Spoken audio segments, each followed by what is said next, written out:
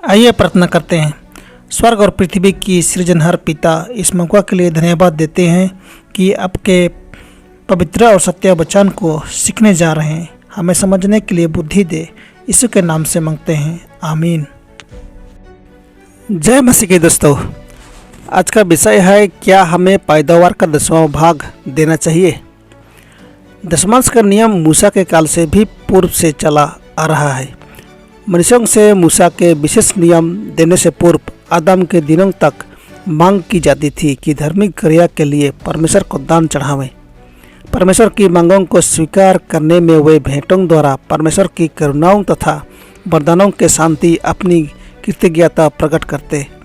आने वाली पीढ़ियों में यह क्रिया जारी रहा। इसका इब्राहिम ने पालन किया, जिसने मलकीसिदक परमेश्वर के याजक को दशमांश दिया था। यही सिद्धांत याकूब के दिनों में उपस्थित था, जब याकूब निर्वासित तथा निर्धन आवारा की तरह बेतेल में रात्रि के समय सुनसान वीरान में एक पत्थर सिरहाने रखकर लेट गया, तो उसने परमेश्वर से वाचा बांधी, जो कुछ तू मुझे दे उसका दशमांश मैं अवश्य ही तुझे दिया करूँगा। उत्पत्ति 28:22। परमेश्वर लोगों को दान देने पर विवश नहीं करता। जो कुछ लोग दे स्वेच्छा से हो, अनिच्छुक दान द्वारा वह अपने खजाने को ना बढ़ाएगा। कितनी रकम की आवश्यकता है, परमेश्वर ने स्पष्टता से दर्शा दिया है। उपज का 10वां भाग। यह बात लोगों के अंतकरण और दयाशीलता पर छोड़ दी गई है कि वे दशमांश के नियम में अपना विवेक स्वतंत्रता से प्रयोग करें। यद्यपि दशमांश का सिद्धांत विवेक पर छोड़ दिया गया है, फिर भी एक योजना बनाई गई है जो सबके लिए स्पष्ट है। इसमें कोई व्यवस्था का प्रश्न नहीं है। परमेश्वर ने मूसा के समय में लोगों से चाहा था कि वे अपनी सारी पैदावार का 10वां भाग लेवें। उसने उन्हें जीवन के सारे पदार्थ सौंपे और बुद्धि के हेतु योग्यताएं दी, ताकि उन्हें फिर उसी को लौटा दी जाए। वह कहता है, मैं तुम्हें 9 भाग देता हूँ और 1 भाग मांगता हूँ जो मेरा है। जब लोग 10वां भाग रोक लेते हैं तो वे परमेश्वर को लूटते हैं।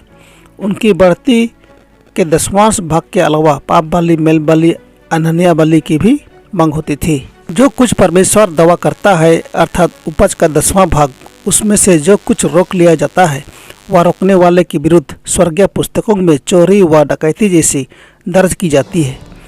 ऐसे लोग सृजनहार को ठगते हैं, और जब लापरवाही का यह पाप उनके सामने लाया जाता है तो यह काफ़ी नहीं है कि वे अपना ढंग बदल डालें और उस समय से आगे यथोचित सिद्धांत पर चलने लगे। इससे उस संपत्ति के अपहरण के लिए जो उन्हें धरोहर के रूप सौंपी गई थी कि वे उससे महाजन को वापस करें, स्वर्गीय वही के आंकड़ों में कोई संशोधन न होगा। परमेश्वर के संग बेईमानी के लेन देन करने और कृत्यधनता के लिए पश्चाताप की आवश्यकता है। जब कभी परमेश्वर के लोगों ने किसी भी युग में उसकी योजना का खुशी से तथा इच्छापूर्वक पालन किया है और उसकी मांगों को स्वीकार किया है, अपनी संपत्ति से उसका सम्मान किया है, तो उनके खलिहान बहुतायत से भर गए। परंतु जब जब वे परमेश्वर को दशमांश अथवा भेंटों में ठगते थे, उनको महसूस कराया गया कि वे न केवल उसको ही ठगते हैं, अपनी संपत्ति से उसका सम्मान किया है, तो उनके खलिहान बहुतायत से भर गए।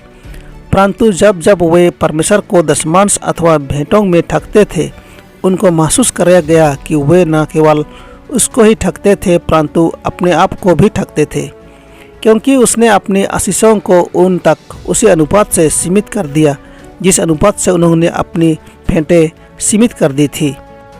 जो मनुष्य दुर्भाग्यवश ऋणी हो जाता है, उसको परमेश्वर के हिस्से में से अपने पड़ोसी का ऋण नहीं चुकाना चाहिए। उसको सोचना चाहिए कि इस प्रकार के लेन देन में उसकी जांच हो रही है और परमेश्वर का भाग अपने लाभ के लिए रोक लेने में वह दाता को लूट रहा है।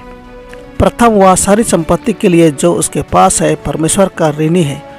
अब वह 2 गुनी ऋणी हो जाता है जब वह परमेश्वर का हिस्सा रोक कर मनुष्यों का कर्जा चुकाता है। स्वर्ग की पुस्तकों में उसके नाम के आगे परमेश्वर का विश्वासघाती लिखा जाता है।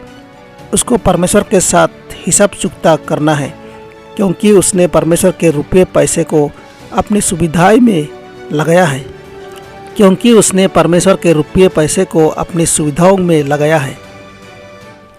परमेश्वर के रुपये के अपहरण में जिस सिद्धांत का हनन किया गया, वही दूसरे विषयों के प्रबंध में भी प्रत्यक्ष नजर आएगा। वह उसके कारोबार में भी दिखाई देगा। जो मनुष्य परमेश्वर को ठगता है वह ऐसी चल चलन का पोषण कर रहा है जो उसको परमेश्वर के परिवार में शामिल होने से पृथक रखेगा। परमेश्वर आप सबको आशीष दे। आमीन।